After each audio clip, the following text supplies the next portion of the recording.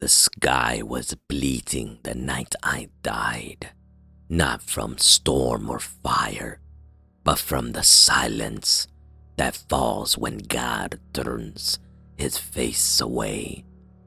I crawled through the mud, armor shattered, lungs collapsing. My army lay impaled on their own pikes. My own design of cruelty mirrored back upon me. The banners that once bore my chest were reduced to ash and rot. My hands shook as I tried to hold a cross that no longer meant anything. And then I saw him, a child barefoot, pale as bone, sitting beside a broken crucifix.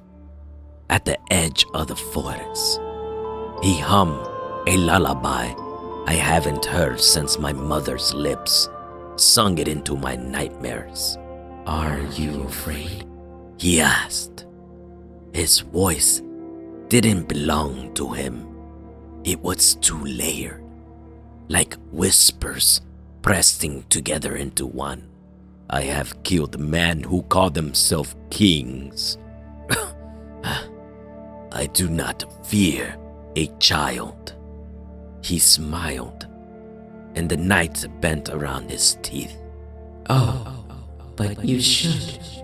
You're dying, and all your victories will vanish into the mouth of worms. Unless you drink."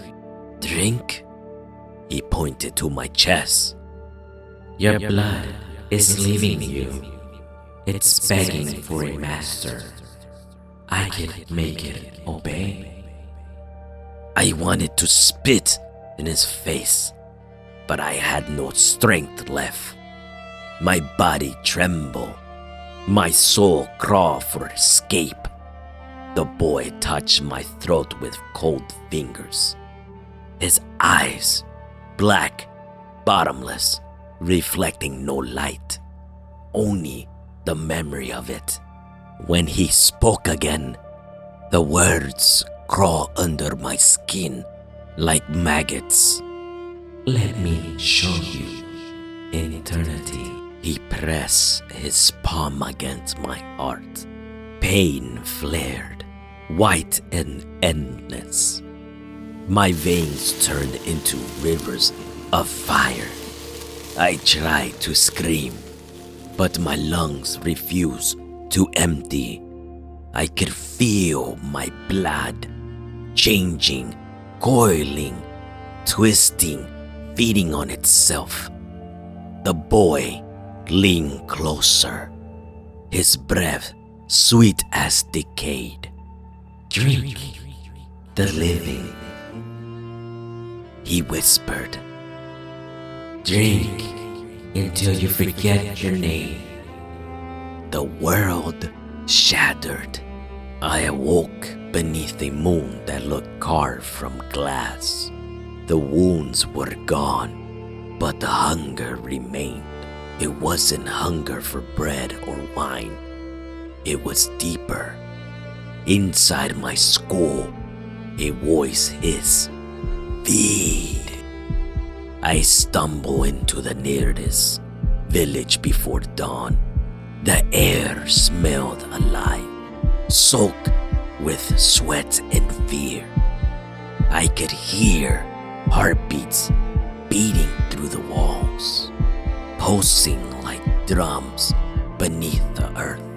The first one I took was a beggar.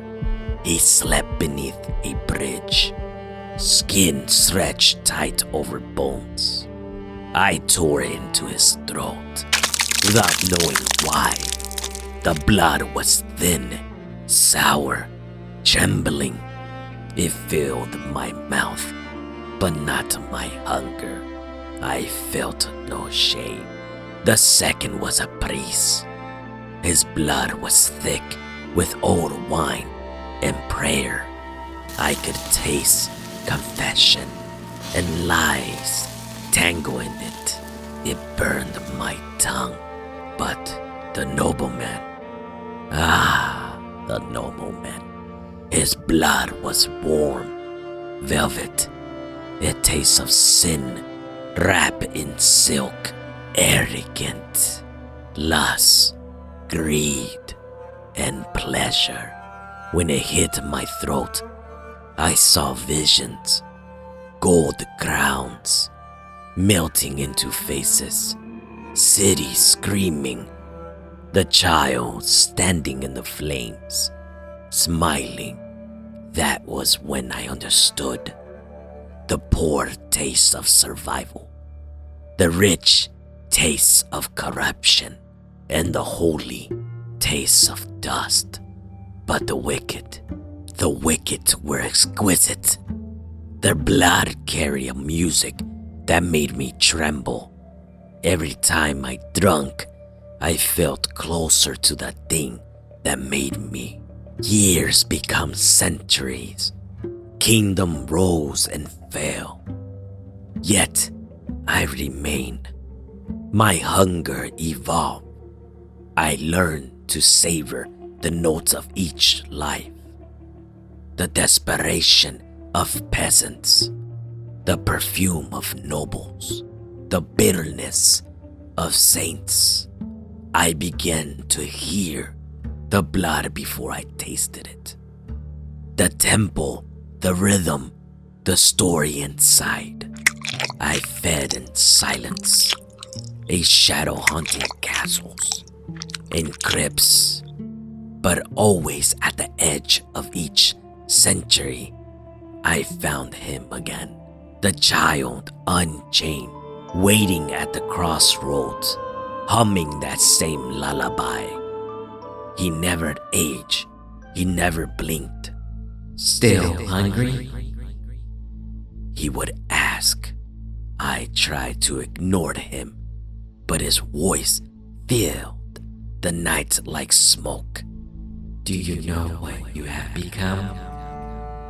Your monster, I answered. No. He whispered, my mirror. He stepped closer. I see faces swimming in his black eyes. Man and woman across time, all bearing my curse, all screaming slightly behind the glass of his gaze. That's when I realized he wasn't offering salvation. He was spreading contagion. Every thirst I fed only carved his reflection deeper into me. Every drop of blood brought me closer to his likeness. I was never immortal. I was infected. Now, centuries later, I feel him again. The wind carries his laughter. The candlelight flickers to his rhythm. I have drained emperors, artisans, sinners. Yet I still starve. Perhaps that's the truth of it. There is no fullness, no end to the thirst. It's not the blood I seek, but the warmth of being alive. Something that no longer exists in me. I walk the halls of my decaying castle.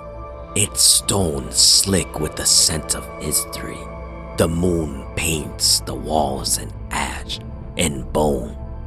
And there, at the door, stands a small figure, barefoot, pale, eyes black as midnight.